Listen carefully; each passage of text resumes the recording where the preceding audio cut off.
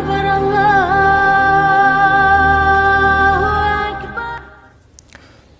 بسم اللہ الرحمن الرحیم الحمد للہ والصلاة علی اہلہا ما بعد۔ ایک مسئلہ لوگ عام طور پر یہ پوچھتے ہیں کہ لڑکی والوں کا کھلانا جائز ہے یا ناجائز ہے، اور ان کے یہاں کھا سکتے ہیں یا نہیں کھا سکتے ہیں۔ دیکھیے، صاف ستھری بات تو یہ ہے کہ لڑکی والوں کا کھلانا کوئی ناجائز چیز نہیں ہے۔ کوئی یہ کہہ دے کہ ناجائز اور حرام ہے، قرآن میں حرام لکھا ہے، احادیث میں حرام لکھا ہے، ناجائز لکھا ہے، ایسا نہیں ہے، جائز ہے۔ لیکن شریعت یہ کہہ رہی ہے کہ اگر اس کھلانے میں بہت ساری برائیاں جمع ہو جائے تو تب وہ کھانا ناجائز ہو جائے گا، وہ کھلانا ناجائز ہو جائے گا۔ مثال کے طور پر اگر 2-5 آدمی لڑکی والوں کے یہاں چلے جاتے ہیں لڑکی لینے کے لیے، حالانکہ بہتر تو یہ تھا کہ لڑکی کا باپ ہی پہنچا دیتا، لیکن اگر پھر بھی یہ لوگ لینے کے لیے پہنچ جاتے ہیں اور لڑکی والے ان کو کھلا دیتے تب کوئی مسئلہ نہیں تھا، اس لیے کہ 4-5 کو کھلانا کوئی مسئلہ نہیں تھا۔ لیکن پوری بس بھر کے 400 200 500 افراد اگر بارات کی شکل میں آتے ہیں تو سب سے پہلی بات تو یہ کہ بارات کا اسلام میں کوئی تصور نہیں ہے۔ پھر دوسرے نمبر پر ان 400 لوگوں کو کھلانا کار دارت بہت مشکل کام، اور پھر مزید اس پر لڑکے والوں کا ڈیمانڈ۔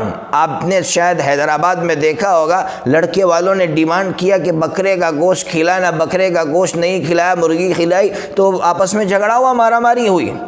یہ ہماری حالت ہے، اور پھر لوگ یہ فتویٰ تلاش کر رہے ہیں اور کہہ رہے ہیں مولانا لوگ مفتی صاحب کیوں منع کرتے ہیں؟ یہ اس لیے منع کرتے ہیں کہ ایک تو لڑکے والوں کی طرف سے ڈیمانڈ، اور پھر 200 400 افراد بس بھر کے جا رہے ہیں، تو یہ ناجائز نہیں ہے تو اور کیا ہوگا؟ اب سنیے، کچھ لوگ 2 باتیں کرتے ہیں۔ ایک بات تو یہ کرتے ہیں کہ لڑکی کا باپ یہ کہتا ہے میری تو حیثیت ہے، میں کھلا سکتا ہوں۔ لڑکی کے باپ سے ہم کہیں گے یہاں مسئلہ حیثیت نا حیثیت کا نہیں ہے۔ اگر ولیمے کی بات ہوتی تو سمجھ میں آتا ہے کہ آپ کہتے ہیں میرے پاس حیثیت ہے تو میں ولیمہ شاندار کھلاؤں گا۔ یہاں تو مسئلہ اس کا ہے کہ یہ چیز جائز رہی ہے یا ناجائز ہو چکی ہے۔ خرافات کی وجہ سے، برائیوں کی وجہ سے یہ دعوت ہی ناجائز ہو چکی ہے، اس لیے آپ کا یہ کہنا کہ میری حیثیت ہے اس لیے میں کھلاؤں گا، یہ ناجائز کام میں آپ جو ہے تعاون کر رہے ہیں ناجائز کام کا۔ اسی طرح کچھ لوگ یہ کہتے ہیں کہ مہمان آئے تو مہمان کو تو کھلانا چاہیے۔ یاد رکھیے، دور صحابہ میں صحابہ کرام مہمانوں کا اکرام کرنے میں سب سے اول نمبر پر تھے۔ ایک واقعہ آپ دکھائیے کہ ایسے موقع پر، یعنی لڑکی کی شادی ہو اور لڑکی کے باپ کے یہاں صحابہ کرام کی بڑی جماعتیں جو ہیں وہ مہمان بن کر گئی ہو، ایک واقعہ آپ دکھا دیں۔ اس لیے صحیح بات یہ ہے کہ اس موقع پر اگر 2-5 افراد ہیں یا گھر کے جو رشتہ دار ہیں، جیسے خالہ ہے، ماموں ہیں، چچا ہے، چچی ہے، جو ہے ممانی ہے، اور اس طرح کی جو قریبی رشتہ دار وہ جمع ہو گئے ہیں اور لڑکی کا باپ کھلا دیتا ہے تو ٹھیک ہے۔ باقی اس طرح بہت سارے لوگوں کا وہاں پہنچنا اور پھر مزید اس پر ڈیمانڈ کرنا یہ کسی بھی طرح صحیح نہیں ہے۔ اب سوال یہ ہے کہ اس کو ختم کیسے کیا جائے؟ اب تو سب لوگ سمجھ رہے ہیں، اچھے لوگ، کھانے والے لوگ جو اچھے لوگ ہیں وہ سمجھ رہے ہیں کہ یہ چیز غلط ہے، اس کو معاشرے سے نکالا کیسے جائے۔ لڑکی کے باپ سے تو یہ نہیں کہہ سکتے کہ تم دعوت مت کراؤ، یہ دعوت صحیح نہیں ہے۔ اس کی سب سے بہترین شکل یہ ہے، جیسے میں ہوں، مجھ سے لڑکے والوں نے یہ کہا کہ چلو بارات میں آپ کو آنا ہے، تو میں منع کر دوں کہ یہ چیز غلط ہے، آپ کیا سب کو لے کر جا رہے ہیں، یہ چیز اسلام کے مزاج کے خلاف ہے، میں اپنی ذات سے منع کر دوں؟ یا لڑکی کا باپ مجھ سے کہہ رہا ہے جب میں اس کا کوئی رشتہ دار نہیں ہوں، میں صاف منع کر دوں کہ بھئی یہ اس کی ضرورت نہیں ہے، آپ اس طرح دعوتیں کر رہے ہیں، آپ کھلائیے، آپ آپس میں بیٹھ کر کھا لیجئے کچھ رشتہ دار مل کر، باقی اس طرح آپ کا اپنے متعلقین کو بلا کر اور پھر مستقل اس پر دعوتیں کرنا یہ مناسب نہیں لگ رہا، یہ اسلام کے مزاج کے خلاف ہے۔